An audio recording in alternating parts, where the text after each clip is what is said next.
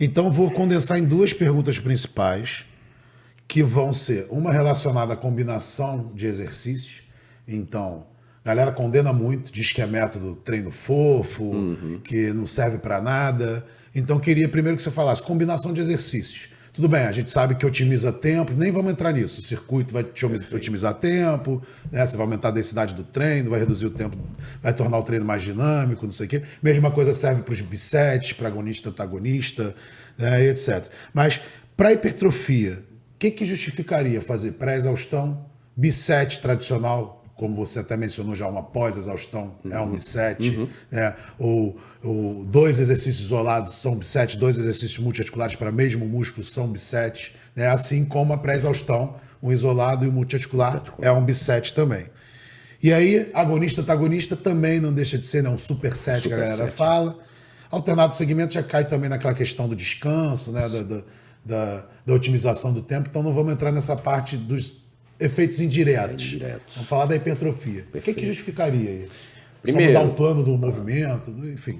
Primeiro, quando nós dominamos os conceitos da biomecânica, as nossas proposições para bisets serão muito mais precisas. Exemplo, eu posso perfeitamente sair de um agachamento livre, base paralela, para um leg press e propor um biset, sim. Mas concordam que talvez se compararmos, por exemplo, para quadríceps e extensores de joelho, os dois estímulos, eles sejam muito próximos, quiçá redundantes. Então, é um biset? Sim. Posso sair do agachamento livre para um leg press 45. Terei extensões de joelho e quadril simultâneas, ou seja, um estímulo para ambos, não tão efetivo considerando o reto femoral. E estimularei também os extensores de quadril em comprimentos muito semelhantes. Ok. Mas perceba a diferença.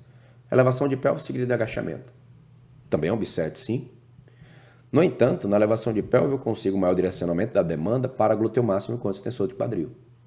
Em comprimentos mais curtos, nos últimos graus de extensão de quadril, numa condição biomecanicamente favorável para aquele extensor. Sigo imediatamente para o agachamento. É um biset? Sim. No entanto, se torna um biset coerente. Porque o indivíduo sai da elevação de pelve para o agachamento e pode... O nosso trabalho foi exatamente o trabalho do Matheus Alcântara, lá na Universidade Federal. Realizou a elevação de pelve seguida de agachamento.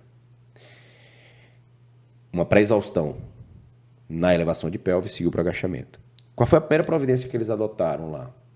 Diminuir a intensidade do agachamento. Então, eu tenho um recurso que me permite trabalhar em menor intensidade para os dois exercícios, a pretexto de obter as mesmas respostas hipertróficas, com a possibilidade de combinar estímulos complementares, sob a ótica da biomecânica. Então, eu não vejo como razoável um biset, flexão de cotovelo com halteres, solta os halteres e pega a barra. Mantendo o mesmo posicionamento de ombro, por exemplo. Perfeito. Mas eu vejo razoável um biset que sai de uma flexão de cotovelo combinada com a flexão do ombro e logo em seguida vai para um banco inclinado, flexionar o mesmo cotovelo, ou seja, a mesma ação articular. Ou uma flexão de cotovelo seguida de uma remada, por exemplo, com a pegada supinada. É uma forma de você conjugar estímulos complementares sob a ótica da biomecânica, aumentar a eficiência da sessão, porque isso vai custar menos tempo, e aumentar a densidade. Perfeito. Quando, por exemplo, nós estendemos ao superset para movimentos antagônicos, e isso eu queria compartilhar com você, porque eu gostaria muito de ouvir o seu posicionamento. Eu entendo que estímulos antagônicos, ou pareamento de estímulos antagônicos, não dependem da preservação do plano de movimento. Exemplo, para sugerir ao meu aluno estímulos antagônicos, supino seguido de remada, eu não preciso aduzir no plano horizontal e abduzir no plano horizontal para parear os estímulos antagônicos. Eu posso sair de um supino para uma remada cavalinho. Uma adução horizontal do ombro seguida de extensão do ombro, a pretexto de combinar estímulos antagônicos. Por que eu combinaria estímulos antagônicos? Porque hoje se discute que um não concorre com o outro. Então, olha a sacada. Você tem até uma possibilidade de potencialização, né? Pela inibição da cocontração. Né? Perfeito. Olha a sacada. O aluno chega com 15 minutos de treino. Professor, dá para fazer algo? Opa, dá. Elevação de pelve seguida de agachamento. Biset. Leg press combinado com flexão nórdica. Biset. Ou seja, a ênfase aqui em extensores de joelho, extensores de quadril alheios aos isquiosurais e aqui ênfase nos isquiosurais. Legal. Supino reto com remada cavalinho, um do lado do outro. Ou uma remada na própria barra livre, com a mesma barra de supino. Pareamento de estímulos antagônicos. Ou seja, não há intervalo. Você termina o supino e inicia a remada. Perfeito. O intervalo se dá daqui para cá. Aí depois você pode puxar, desenvolvimento, também combinado. Estender, flexionar cotovelo. Então, você conjugou estímulos que não foram conflitantes, concorrentes. Perfeito. Diminuiu o tempo necessário para a inclusão de todo aquele trabalho na sessão e não prejudicou o respectivo desempenho. Ou seja, em nenhum momento esse treino foi fofo. Vou usar uma expressão mais moderna. E aí, quando o indivíduo termina, diz, caramba, poxa, se você já treinou pareamento de flexores e extensores de cotovelo, é algo muito desgastante. E sabe o que é interessante? De multiarticulares ainda é pior, né? De multiarticulares, um supinão, seguido de uma remada. Fadiga central absurda. Cara, de fato, e detalhe, só para vocês colocarem em prática. Pega um dia que estiver puxando, treinando com ênfase em puxadas e remadas. Após uma sequência de 3 ou 4 puxadas, realiza uma série de supino em alta intensidade. Voa, né? Para ver este, aspas, efeito potencializador dos estímulos antagônicos. Parece que aquele supino tá leve. Entende? Então, nós ainda temos algo a descobrir. Agora... Não tem nada crônico. Não tem nada crônico. Agora, para alguém que afirma, é treino fofo. Meus amigos, nós, profissionais de educação física, atendemos diversos perfis de praticantes. Esta montagem que eu acabei de elaborar aqui, caracterizada por pareamentos de estímulos do início ao fim, imagina um indivíduo que treina terça e sexta. Ora, eu vou fracionar esse treino? Eu posso trabalhar diversos segmentos corporais em pareamentos aqui e aqui. É aquela mulher que treina terça e quinta e diz assim, eu só gosto de treinar inferiores. Uma boa notícia para você, você vai treinar inferiores todos os dias. A má notícia é que vai também estimular membros superiores todos os dias. Mas é chato. Beleza, vamos conjugar. Extensão, flexão de cotovelo aqui. Imagina no cabo. Extensão, flexão de cotovelo. Na mesma polia, no mesmo cabo. Supino e remada. Legal. Ela pode realizar o supino, por exemplo, um chest press na máquina, deixar os halteres aqui à frente e realizar a remada. Combinou. Beleza. Aqui, ela pode abrir com estímulos para membros inferiores. Imaginemos. Elevação de pelve com agachamento, levantamento terra sumô. Beleza. Na quinta, você pode mudar. Você pode realizar uma extensão de cotovelo com halteres no banco inclinado, flexão de cotovelo com halteres no banco inclinado. Puxadas com desenvolvimentos e modificar, por exemplo, adotar uma base unilateral, um afundo. Perfeito. E antes desse afundo, realizar uma extensão de quadril do cabo. É um bisete? É. Mas existe uma congruência sobre a ótica da biomecânica. Não, e existem bisets assim, extremamente simples sobre a ótica da biomecânica. A abdução com elevação frontal, ou o inverso. Uma flexão plantar na cadeira solear e uma flexão plantar de pé. Um crucifixo no cross, um apoio no solo já é uma pré-exaustão, mas não deixa de ser um bisete. Então, assim, tem várias formas de você combinar exercícios de forma complementar, até mesmo estando numa polia, fazendo um pull-down mais próximo, né, com o tronco mais ereto, enfatizando a amplitude final do movimento, né, terminando em posição mais alongada, ou vice-versa, curvando o tronco e saindo de perto da polia. Né, para o tríceps é a mesma coisa. Começa com o braço paralelo ali, ou então começa com o braço sempre flexionado, né, com maior tensão na amplitude final, depois passa para o braço paralelo. Enfim. Uma mesa flexora seguida de stiff, uma cadeira extensora seguida de nótica reversa. Olha o quanto você está estimulando aqueles músculos. Minha própria cadeira extensora com o quadril à frente, flexionado, rebate o quadril atrás, né, entrando reto femoral mais ou menos. Então, assim, são várias possibilidades de você dinamizar o treino, combinar estímulos e, né, otimizar o seu tempo dentro da academia, que é uma limitação para muita gente. Não temos nada na literatura, até fiz essa brincadeira, essa pegadinha, porque não adianta você falar não serve para hipertrofia, porque não tem. Né? E se a gente for pensar na evidência prática, tem muita gente que usou isso com sucesso. Se a gente for buscar preceitos biomecânicos, tem preceitos biomecânicos que justificam principalmente a pré-exaustão, né? Porque você começa pré-exaurindo, sei lá, o quadríceps numa extensora, quando você vai para o leg, você ainda tem a ajuda do glúteo para elevar o nível de fadiga ou aumentar o volume de treino do quadríceps. Então, assim, foi um dos primeiros métodos que eu estudei lá no início da minha trajetória, né? Publiquei o primeiro artigo acho que em 2008, acho, sobre pré-exaustão.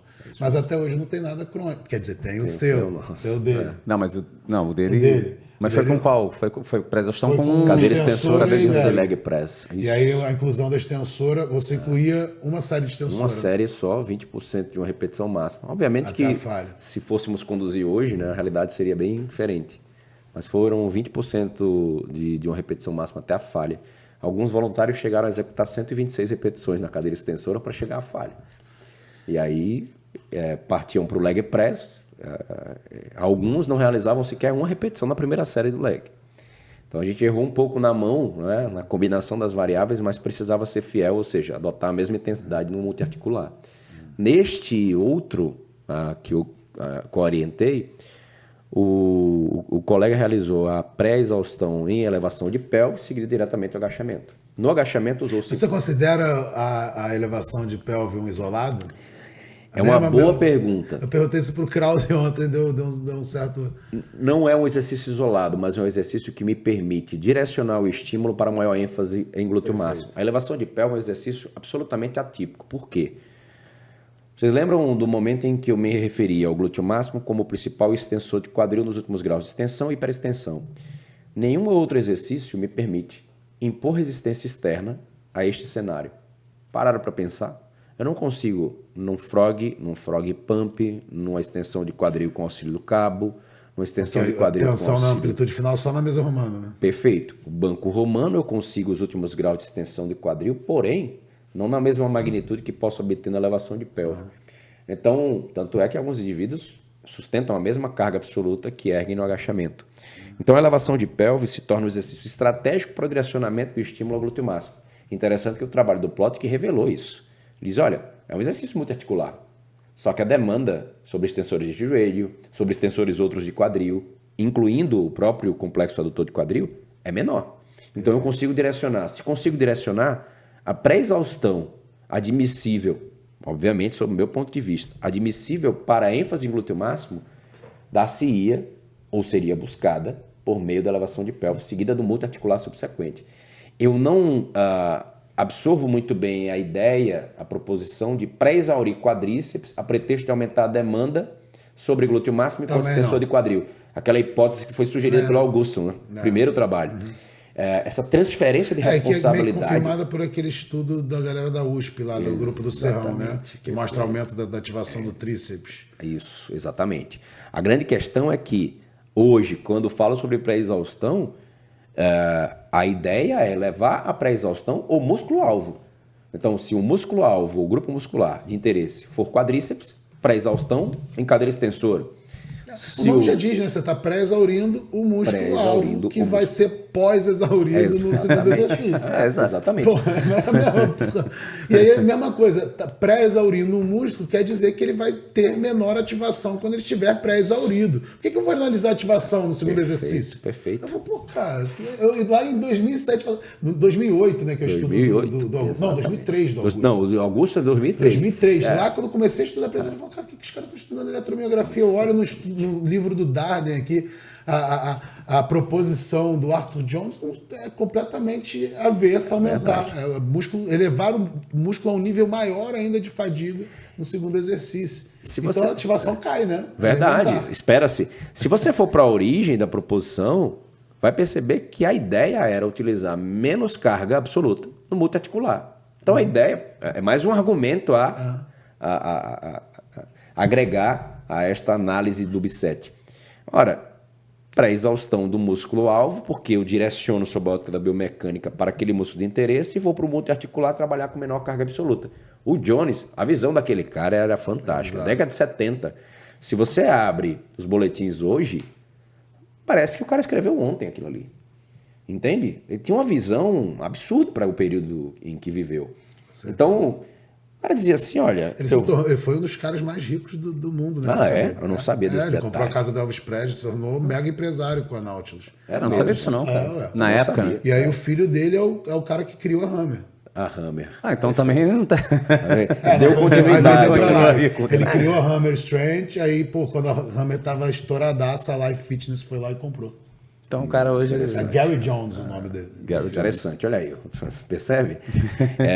Então, quando a gente vai para a ideia original, era exatamente você trabalhar o multiarticular em menor intensidade, menor carga absoluta. E naquelas diretrizes subscritas pelo Schoenfeld, em 2021, para a maximização da hipertrofia, ele fala, sustenta, que uma das razões pelas quais a pré-exaustão seria conveniente em uma sessão é a possibilidade de se estimular ou se trabalhar o multiarticular em menor intensidade. Perfeito. É um argumento pertinente, nós devemos levar em consideração. A grande questão é que a turma discute muito voltada a um exemplo específico, mas nós precisamos pensar na pluralidade de perfis de praticantes. Deload Podcast, o seu podcast na educação física. Se você curtiu esse corte, faça a inscrição no canal e ative o sininho para mais novidades.